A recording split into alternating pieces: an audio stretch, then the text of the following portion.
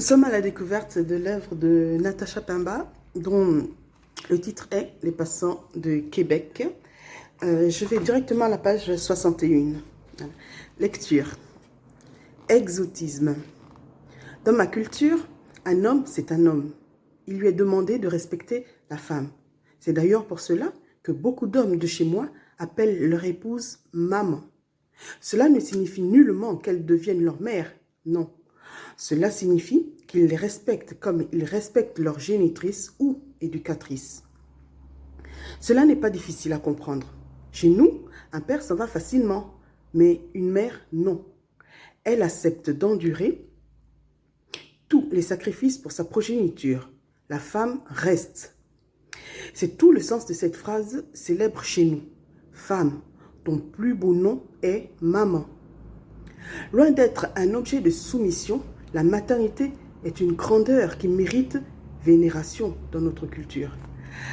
À chacune des naissances de mes frères et sœurs qui sont venus après moi, mon père offrait un pagne de superwax à ma mère, des chaussures, un joli foulard coloré, plus de l'argent pour faire confectionner les pagnes. Ceci n'est pas seulement un rituel, mais aussi un devoir que tous les hommes de chez moi se doivent d'accomplir parce que soutenir une femme, l'épauler et l'aimer, c'est préparer l'avenir de l'humanité. D'autant plus que la femme est la case de l'humanité et la gardienne de la tradition. La vie dépend en partie d'elle. Elle est tisseuse d'espérance. Avant d'immigrer au Québec, j'ai vécu en France, puis à Londres. J'étais toujours à la recherche d'un bien-être innommable. Je suis arrivée en France comme étudiant. Puis, je suis devenue enseignante dans un collège. Durant 15 ans, j'ai enseigné. Puis, j'ai dû arrêter parce que tous les soirs, en rentrant chez moi, j'étais au bord de la dépression. Cette situation affectait mon épouse, une fille de Limoges qui travaillait à la SNCF. Nous nous étions rencontrés dans l'un des guichets de la gare de Limoges. Alors qu'elle renseignait 6 moines tibétains sur la trajectoire à prendre pour aller en ville, moi j'attendais. J'étais prêt à attendre toute la vie. Après ma démission de l'éducation nationale, j'ai monté une affaire, vente des produits exotiques à Orléans. Tout marchait bien jusqu'à ce qu'un jour je fasse faillite. Mes 2 filles jumelles entraient au collège. J'en profitais donc pour demander le RSA durant 4 ans, pour les aider dans leurs devoirs. J'étais toujours là pour elles, je les accompagnais à l'école, j'allais les chercher, je m'occupais de la maison et tout allait bien.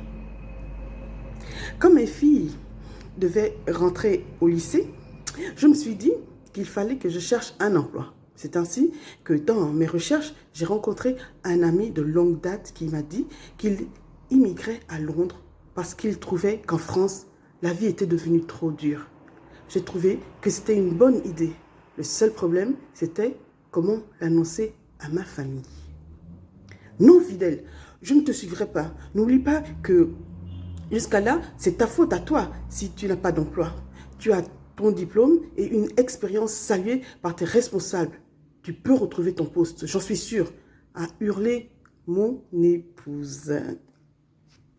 Non, je ne pouvais plus enseigner. J'étais bloquée. Ma faillite, ça aussi c'était ma faute. Elle avait raison.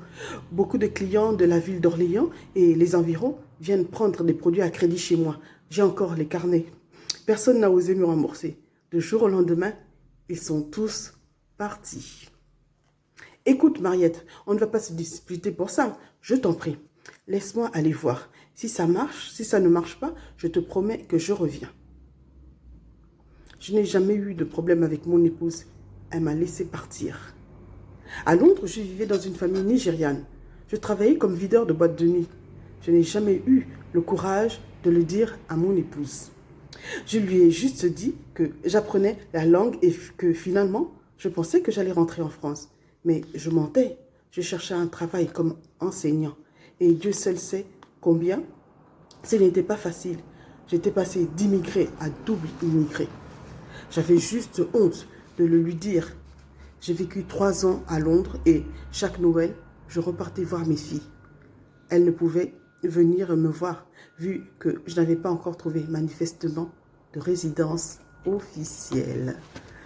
Voilà, c'était juste un extrait du recueil de nouvelles Les Passants de Québec, écrit par Natacha Pemba.